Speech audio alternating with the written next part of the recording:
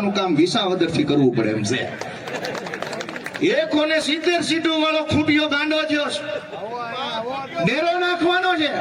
પણ સાંભળો, તમે ડેરો નાખ્યો ગઈ ચૂંટણીમાં, પણ ખૂંટિયો ડેરો તોડાવી દઈએ ગયો. ખૂંટિયાએ ડેરો તોડાયો, પણ ફરીથી ડેરો નાખવો છે કે નથી નાખવો?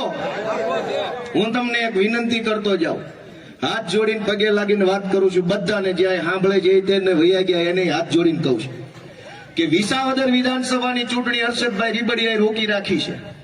અહીંયા આવીને એને કીધું કે વડાપ્રધાન સુધી જાય. હર્ષદભાઈના પગમાં બેહીને હું તો કહું છું, આ વિનંતી આપણે વિરોધ નથી, કે આ વિસાવદરમાં ધારાસભ્ય હોત, ચૂંટણી આવી હોત, ધારાસભ્ય હોત, તો ગમે એવું મોટું આંદોલન કે ગમે તે વસ્તુ કરી શકાય હોત.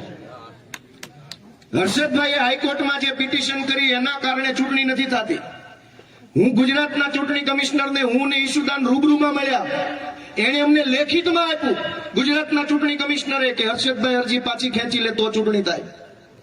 હું મનોજ સોરઠિયા, સાગરભાઈ રબારી દિલ્હીની અંદર ચૂંટણી કમિશનરને મળ્યા, વિસાવદરની ચૂંટણી કરાવો.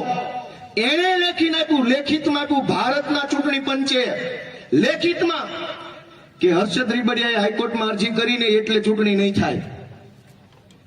તમે વિચાર કરો, એક ધારાસભ્યને 1 વર્ષે 1.5 કરોડ રૂપિયા ગ્રાન્ટ મળે, 20 કરોડ ધારાસભ્ય સાહેબ 20 કરોડ રૂપિયા બીજા અલગથી દર વર્ષે ખાલી રોડ બનાવવા માટે મુખ્યમંત્રીના કોષમાંથી પૈસા મળે. 20 કરોડ અલગથી, 1.5 કરોડ અલગથી જનતાનું કામ કરવા માટે. હર્ષદભાઈ અરજી પાછી નો ખેંચે, બે એક પાર્ટીમાં છે, છતાંય જો હર્ષદભાઈ અરજી પાછી નો ખેંચે, એના કારણે વિસાવદર વિધાનસભાની અંદર 100 કરોડ રૂપિયાનું નુકસાન થવાનું છે. આ 4 વર્ષની 1.5 કરોડ લેખે 6 કરોડની ગ્રાન્ટ, 20 કરોડ લેખે 80 કરોડ બીજા એટીવીટીની ગ્રાન્ટ, જિલ્લા આયોજનની ગ્રાન્ટ, બીજી ડીએમએફની ગ્રાન્ટ, આયોજન પંચની ગ્રાન્ટ, હજારો ગ્રાન્ટો ધારાસભ્ય નહીં હોવાના કારણે પાછી જાય છે. અને એનો દોષ હું જાહેરમાં કહું છું કે હર્ષદભાઈની અરજી ઉપર જાય છે.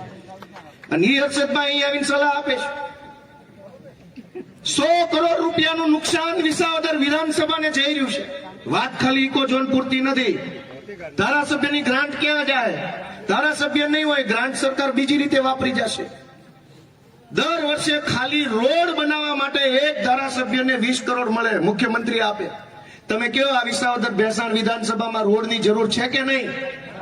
ધારાસભ્ય હોત તો આ નહીં તો બીજા નહીં તો ચોથા ગામમાં રોડ બને હોત કે ન બને હોત? ધારાસભ્ય હોત તો ગ્રામ પંચાયતની અંદર ઘણા ગામડાની અંદર પેલું નમૂના નંબર 2 નથી કાઢી આપતા, માલિકીનું પત્રક કાઢી આપતા હોત. ધારાસભ્ય લડાઈ કરે તો ધારાસભ્ય નથી, ચૂંટણી થવા દેવી નથી. જમીન માપણીની અંદર એવડો મોટો પ્રશ્ન ઉપસ્થિત થયો છે, આની જમીન આમાં, આની જમીન આમાં, કાગળિયામાં આમથી આમ ભરી. વાત સાચી છે ખોટી? કોણ રજૂઆત કરશે? ખેડૂતો માટે હું જી આપી દઈશ, પણ ચૂંટણી નહીં થવા દઉં. ચૂંટણી નહીં થવા દઉં, ધારાસભ્ય નહીં બનવા દઉં, તમારા 100 કરોડનું નુકસાન કરાવીશ. તો આપી દીધો કે લઈ લીધો, આપણે કોઈનો વિરોધ નથી. હું તમને કહીશ, તમને સમજાય, 100 કરોડ રૂપિયાનું વિસાવદર વિધાનસભાને નુકસાન જવાનું છે ચૂંટણી 27 સુધીમાં. તમને માન્ય છે કે અમાન્ય છે? કયો છે? 100 કરોડ રૂપિયા વિકાસના કામ માટે, ક્યાંક રોડ બને, ક્યાંક નાળું બને, ક્યાંક ગટર બને, ક્યાંક બ્લોક નખાય, ક્યાંક અવેડો બને, ક્યાંક સ્મશાન બને, ક્યાંક શાળાનો ઓરડો બને, ક્યાંક દિવાલ વંડી વોલ બને, કમ્પાઉન્ડ વોલ બને, ક્યાંક પશુ દવાખાનું બને, ક્યાંક બીજું બને, ક્યાંક ભૂગર્ભ ટાંકો બને, ક્યાંક ઉપરનો ટાંકો બને. કાંઈ નહીં બને 27 સુધી. શું કામ? હર્ષદભાઈ ભૂપતભાઈ બે એક પાર્ટીમાં છે, બે ભેગા મળીને વિસાવદર ભેસાણની જનતાને છેતરવાનું કામ કરે છે. અમારે શું વાંધો છે? હાલો, એટલે હું એમ કહેવા માંગુ છું કે બધા જ રોગ, બધા જ સમસ્યાઓનો રામબાણ ઇલાજ ખૂંટિયાના ગળામાં ડેરો નાખવાનું કામ વિસાવદરથી ફરીથી આપણે કરવાનું દોસ્તો.